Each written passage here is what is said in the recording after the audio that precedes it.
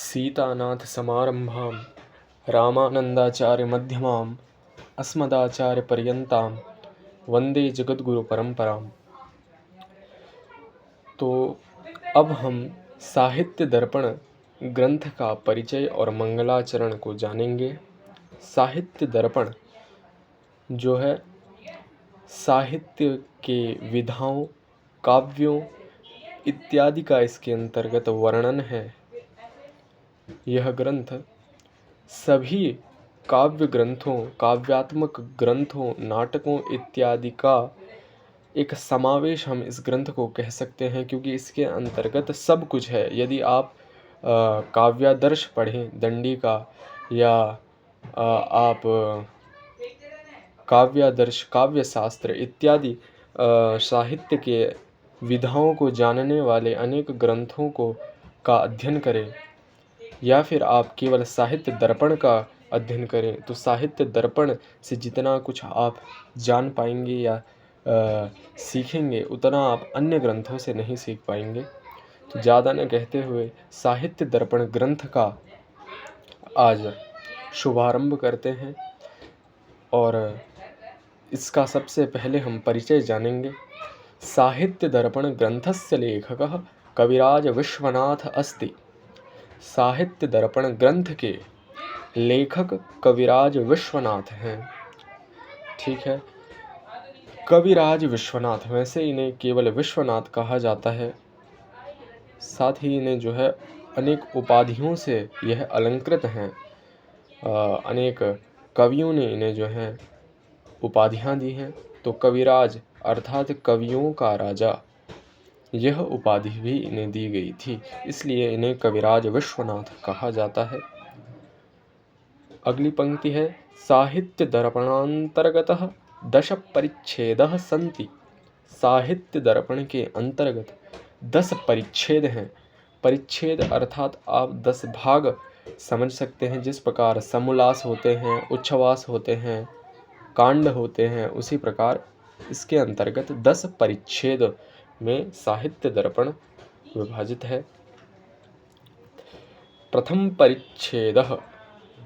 परिच्छेद अब हम यहाँ से पढ़ेंगे।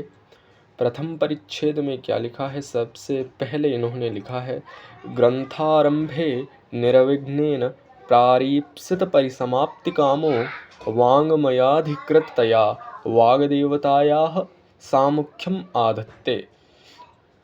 ग्रंथारंभे, ग्रंथ के आरंभ में, निर्विघ्नेन प्रारीप्सित परिसमाप्ति कामो, निर्विघ्नतया जो है प्रारीप्सित परिसमाप्ति कामो, इस ग्रंथ की समाप्ति की कामना करते हुए कविराज विश्वनाथ वाङ्मयाधिकृततया, वाङ्मय अधिकृत वाग्देवी, वाग्देवी अर्थात वाणी की देवता, कौन? सरस्वती देवी, उनके सामुख्यम आदत्ते, उनके सम्मुख जाते हैं, या उनके सामुख्य की क्या करते हैं, उनके सामुख जाकर जो है उन देवी की वंदना करते हैं। और इस ग्रंथ का आरंभ निर्विघ्नतया हो, और ये निर्विघ्नतया ही समाप्त इस ग्रंथ को कर पाएँ, अर्थात पूर्ण तरीके से जो है इसको लिख पाएँ।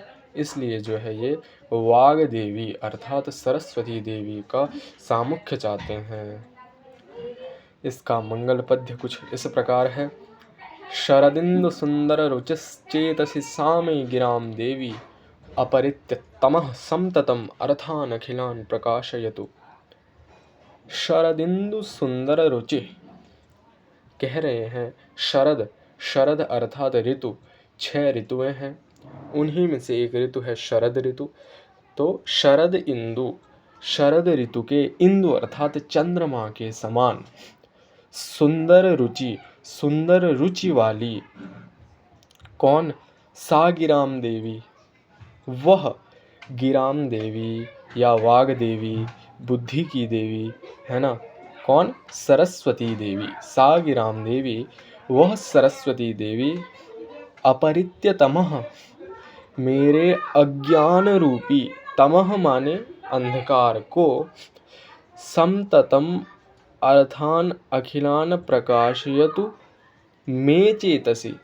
संततम माने लगातार, अखिल अर्थ, अखिल माने संपूर्ण अर्थ को, मे चेतसि मेरे मन में, प्रकाशयतु प्रकाशित करो। क्या कह रहे हैं?